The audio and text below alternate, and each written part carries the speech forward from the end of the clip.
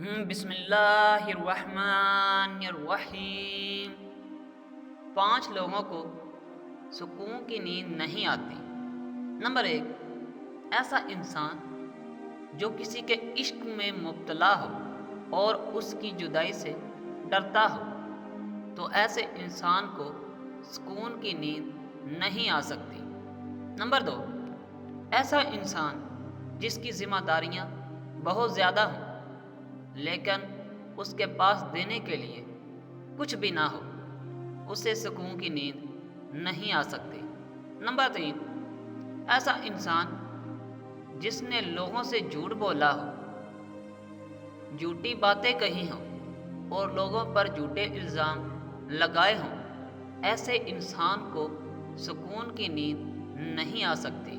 Number 4، ایسا انسان جس کے پاس مال اور دولت زیادہ ہو۔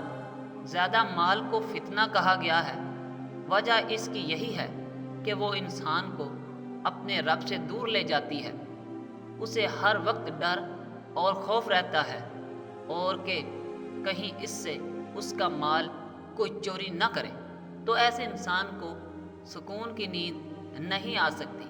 نمبر 5، ایسا انسان جو کسی کے قتل کا ارادہ رکھتا ہو، ایسا انسان سکون کی نیند نہیں سو سکتا۔